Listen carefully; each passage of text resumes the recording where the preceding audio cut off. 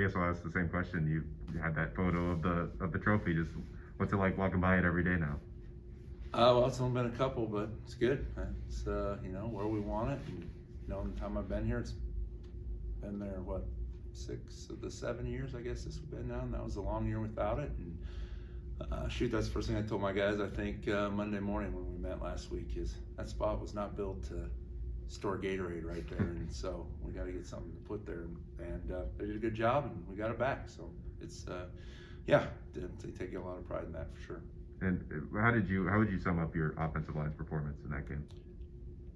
In that game specifically, yeah. or okay? Well, overall, but especially in that game. I would say overall, and I don't think that game's any different. I think, and probably the thing I'm the most proud of with those guys is that the whole is greater than the sum of the parts. I really believe that. You take any one of those guys individually, and I mean, we have some good players on there for sure, but when they get together, that's kind of, so far at least where our strength has been. And so just really proud of those guys. I thought Saturday they did a great job of playing fast, which is hard to do against that defense. And there's a lot of stuff going on in that box, a lot of bodies going all directions, and those guys trusted themselves and trusted the guys next to them, and played fast. And it wasn't always clean.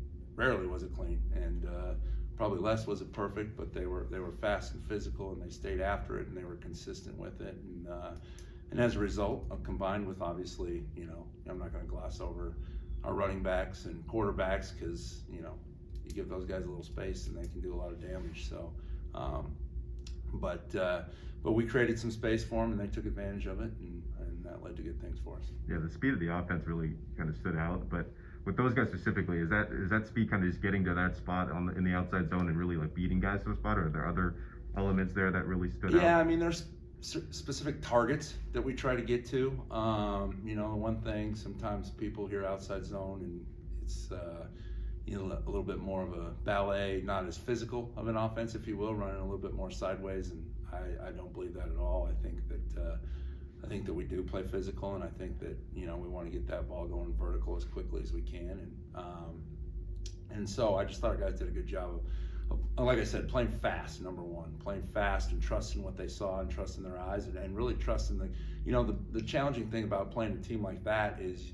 you're going to get, when you play most teams, you get a lot of what we would call clean combinations. We try to work in pairs of two, if that makes sense. These two guys for these two guys, and these two guys for these two guys. And when you can do that, things look a lot cleaner. But when you got to go in 4-man gangs and 5-man gangs and 6-man gangs and trust the guy behind to see it the same way you're seeing it, it's a lot more difficult, and it's a lot harder to trust. And but I thought they did a good job of that, and kept playing forward. Coach, did you think that your group would buy in? At the beginning of the season when you showed them that famous Broncos O-line photo and that whole storyline, do you think they have bought into that from the beginning on? I don't know that they bought into that. I just think, obviously I was a player at that time, and I remember those guys, and I idolized a lot of those guys, but it was really kind of the land of misfit toys, which is a little bit what we were perceived as coming into the year. And so, again, I was trying to find a way for the whole to be greater than the sum of its parts, and knock on wood, so far we've been able to do that. Hopefully we can keep that going, but it's all a credit to those guys. Those are the guys that refused to be seen as the media would see them or the fans would see them or whatever, and we're confident in how they saw themselves, and have done a great job and continue to get better, and hopefully will continue to get better because we've got a relatively young group.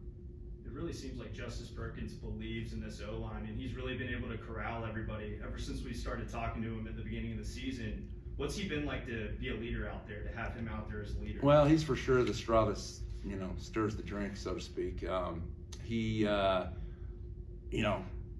Not that he was some unbelievable leader last year. He's the only guy coming back that played very much, so almost by default he became the leader. But Justice is a guy that's got a little, obviously probably more than a lot of inward confidence. Otherwise, playing the big sky and play at a high level, being that size, and being able to start as many games as he has. And so he's got a lot of confidence in himself. He's also got a big chip on his shoulder, which everyone appreciates, especially at that position. And so, I think with Justice, all you need to do to get him to do something is tell him there's no way he can do it, and he'll go and try to prove you wrong. He's been that guy since he walked on here. Obviously made it as far as you could get last year in the playoffs. What's the key to being successful in the playoffs again this year? Well, I think being consistent, being able to run the football, take care of the football, play great defense. I mean, I'm the oldest guy on the staff, including the head coach, and probably Rob Higgs is probably the only guy around here, Bill, I guess. But, I still believe that, in order to play good football, regardless of, when it is or where it is, you got to run the football, you got to stop the run, you got to be great in special teams, and you got to win the turnover battle. And we've been able to do that as of recent, and that's not going to get any easier. That's only going to get harder. But hopefully we're prepared to do that.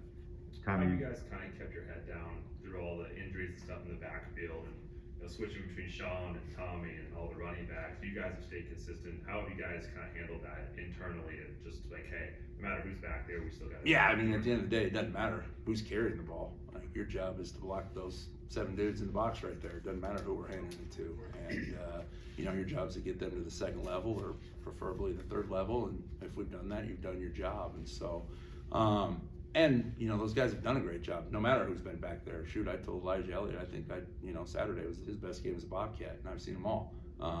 He did a great job. You expect that from Tommy, and you expect that from Sean Chambers, and Isaiah and Fonse and all those guys. But I thought Elijah, really this year we don't have the year we've had up to this point without Elijah, and he's a little bit of an unsung hero. And he started at the bottom, and now he's here, I guess, so to speak. Not that.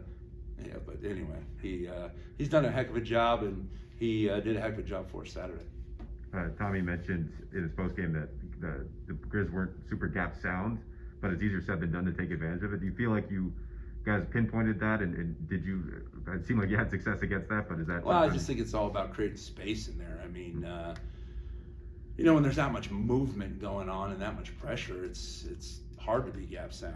And if we could get 2 in 1 hole, you've created a space somewhere, and then it's on someone else's plate to find it, and they did a good job of that. And I think that, and I also think that defensively, when they get an offense on their heels, they're very dangerous. And we did a good job of starting fast and really getting them on their heels, and that was obviously pretty fortuitous and helpful for us too. Do you think them being a 3-5 keyed your success at all? Was that part of why you guys were able to run so effectively?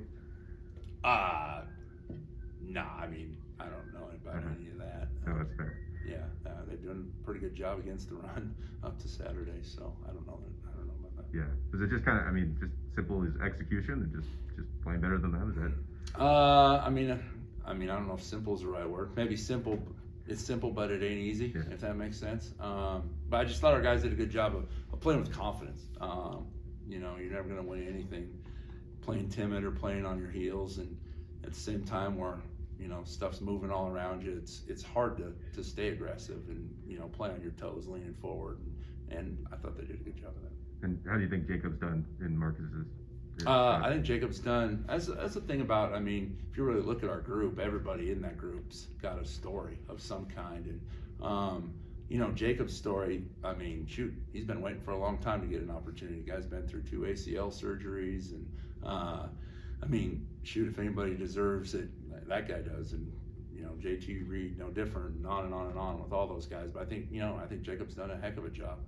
Obviously, we miss Marcus, and Marcus is going to be back, and he's going to be a great player for us in the future. But it's Jacob's time now, and Jacob's taking it and running with it and doing a good job. Coach, you're a part of both coaching staffs, of course, between Coach Began and Coach Joe. How cool is it to see Jordy Joe get into the end zone during the game? Yeah, it was awesome. It was awesome. Shoot, I've known Jory since he was 2, maybe, or 3, when we were at Utah State together. And Jory's just such an awesome, unassuming, quiet, hard worker. you know, I actually compare my son to him a little bit. He said they're kind of, you know, coach's kids, so they get the big picture. They're not crazy outgoing guys, at least not in front of a lot of people. But, you know, Jory's just such a hard worker and has earned everything he's gotten here, regardless of who the head coach was. And to see him have the senior day he had and be able to score a touchdown, that's special for sure. So I was super proud of him and super fired up for his parents. I know they were fired up, and so that's good on him for sure. How cool was it to see Vegan, Housewright, other coaches get their first Cat Grizz win? Yeah, I'm all for anybody getting a Cat Grizz win. When I'm on this side, I'm all about it. So I was happy for everybody. I told our guys, you know, I was lucky enough to be a part of 4 of them, and professionally, those 4 were the, you know, probably the best days I've ever had professionally. And the one a couple years ago was probably the worst. And if you want to feel good, you go play well and you go win, and they did that.